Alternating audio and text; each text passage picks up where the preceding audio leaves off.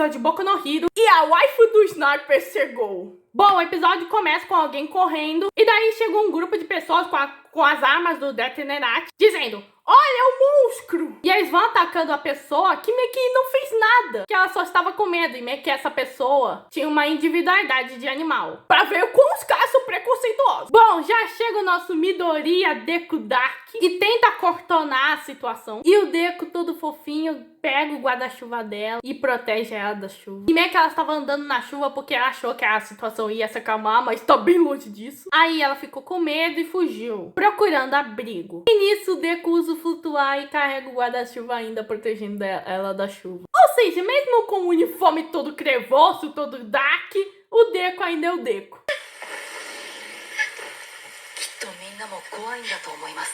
Bom, já chega o All Might e o Deku pede pro All Might levá-la pro abrigo. E nisso o All Might dá a mamita pro Deku antes de partir pra mais uma das suas patrulhas e ele faz uma carta fofa que a gente pensa: ele não é tão dark assim.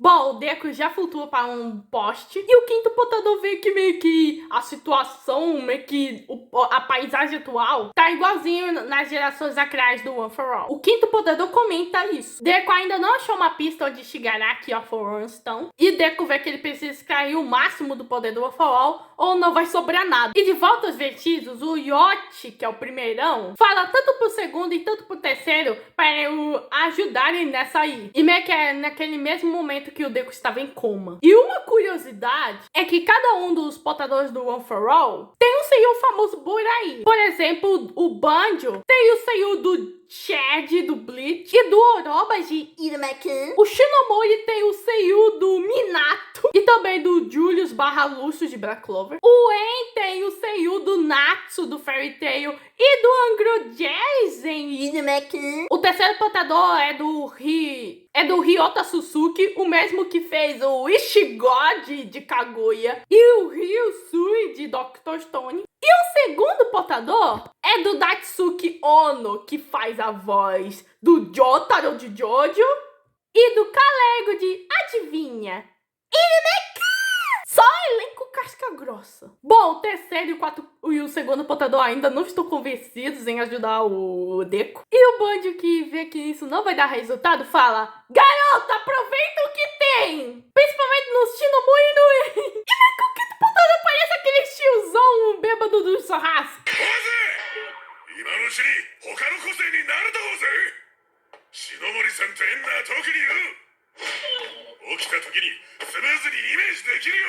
Nisso o terceiro começa a falar: a gente viveu numa época mais cruel, onde o All for One estava no auge máximo do seu físico e tinha uma grande influência, e aqueles que estavam sendo controlados não sabiam que estavam sendo controlados. E o líder, que ele estava se referindo ao segundo portador, que parece o Bakugo com cicatriz, meio que liderou um grupo para lutar contra ele. E eles usaram muitas vidas como degraus, e tudo o que importava era vencer ou perder. Viver ou morrer. E eles acham uma ilusão doida o Deku querer salvar meio que o Shigaraki. Então o Ochi cita da primeira vez que eles se conheceram, na qual meio que o segundo e o terceiro meio que estavam explorando o local. E meio que eles acham meio que o primeiro, o Yoshi. E naquele dia o segundo estendeu sua mão. E em primeiro lugar, eles não têm escolha a não ser contar com o Deku. E meio que o segundo pergunta: você acha que tudo isso finalmente vai acabar com o garoto? E o Yoshi fala que sim, que já que o All for All foi criado porque ele não queria ceder ao All for One. Mas pelo segundo ter estendido a mão dele naquele dia, o All for All finalmente realmente começou. Então os dois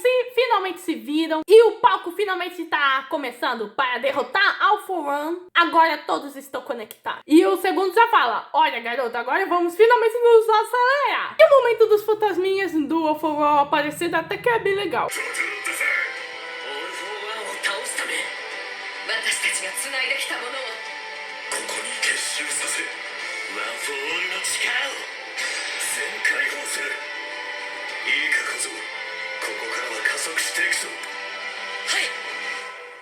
Daí, meio que na manhã, sua volta de seguinte, ele volta lutando contra uns assaltantes. Hawks e Bestines já vem no seu Batmóvel. Bom, o Cri Maravilha acaba com o crise de assaltantes, mas eles não conseguem uma informação útil sobre o All for One. E eles ainda têm que suportar meio que um bando de civis reclamando meio que do Endeavor. E aí eles ainda mencionam que Shigaraki está atrás de alguém. E meio que eles têm que se afastar do Midoriya, porque senão ele vai receber um lixamento. Então eles precisam se afastar ainda mais, já que eles não podem trazer mais peso ainda maior pro Deku. Meio que eles estão usando o All for All como isca para atrair a união. Mas os caras estão realmente se escondendo. E meio que o Bestines fala, olha, se eu fosse o All for One, eu partiria pro ataque. Mas a prioridade dele agora é tomar o corpo do Shigaraki. Hawks não sabe o que o All for One pode fazer, mas tá bem claro que ele precisa completar o corpo do Shigaraki. E quando ele conseguir isso, seu próximo objetivo é ir atrás do One for All. E o Hawks fala que como o Midori e o Almighty disseram, sem um corpo forte, não é possível herdar o One for All. Por isso fica fácil de entender que o Shigaraki precisa de um corpo forte. Mas o Hawks não entende do porquê o ódio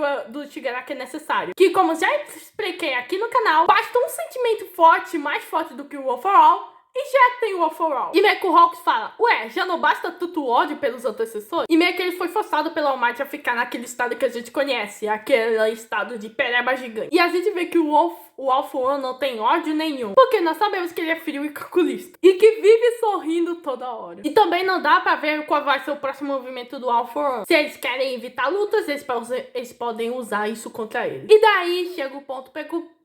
Se a segurança pública ficar mais pior ainda, serão ainda mais criticados. E também fica mais difícil conseguir apoio. Enquanto isso, o All Might vê que o Midoriya não tá conseguindo dormir muito. E nisso, o All Might se lembra das frases que o Night Eye tentou falar pra ele, mas cara, que o All Might todo teimoso não ouviu. E nisso, Deku tenta ligar pro All Might, só que o celular recebe uma bala. Não só isso, como uma bomba meio que atinge o carro do All Might. E nisso, uma mulher fala, garoto vestido de verde, eu vou te levar.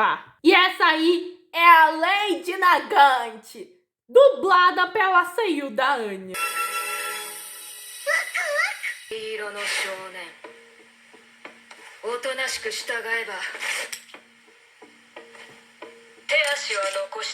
E nisso temos um flashback do Hawks falando pro Midoriya, olha, eu tive uma mestra. Ela trabalhava da mesma forma que eu. Olha, se ela aparecer pra você, fuja! Nisso, o sensor de perigo já ativa e ela vai atirando meio que no Deku. Bom, o Deku vê a possibilidade do seu grupinho ser os próximos alvos, se eles vierem. E nisso, a Lady Nagant atira com um tiro curvo. Claro que o Deku aguenta e ela vê que meio que é por isso que o All for One quer tanto o Deku. E nisso, ele se lembra numa entrevista do Sniper, que fala, olha, se ela não existisse, eu seria o melhor a tiro à distância. Bom, a individualidade dele só pega 60 metros, mas a Lady Nagant consegue fazer isso com técnica.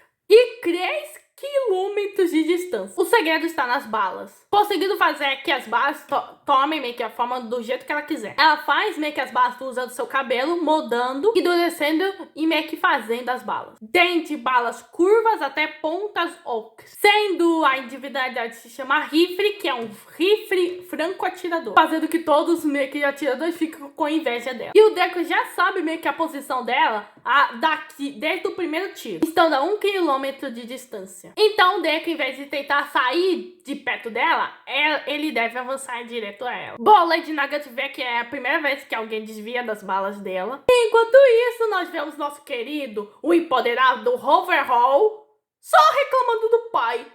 Pai, cadê você, pai? Sério, o Kaishizaki, que antes era foda no seu arco de vilão, agora tá um lixo nisso. Pô, a Lady Nagant esconde meio que o Overhaul, que ainda tá falando o nome do pai.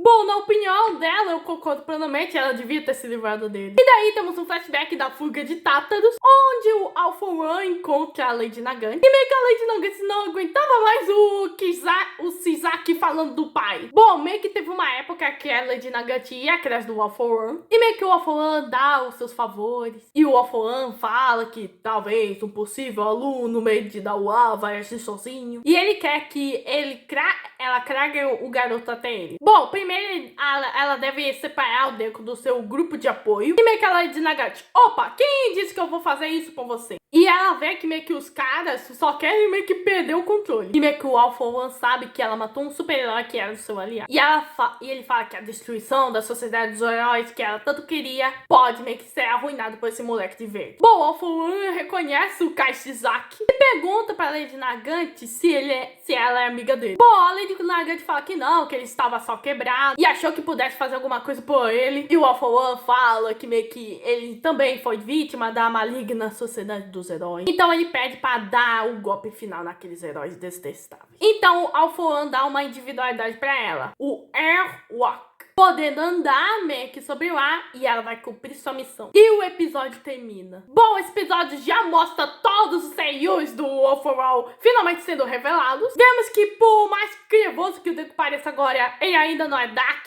Ainda. E isso tá preocupando o All Might. E essa é a estreia da Lady Nagant. Que waifu, meus amigos, que waifu. E no próximo episódio temos o confronto do Deku contra a Lady Nagant, que, meus amigos, vai trazer temas sociais fodas pra caramba. Bom, esse foi o episódio 20 da 6ª temporada de Boku no Hero. Se inscreva no canal, ative o sininho, compartilhe, que eu não tô busy, fui.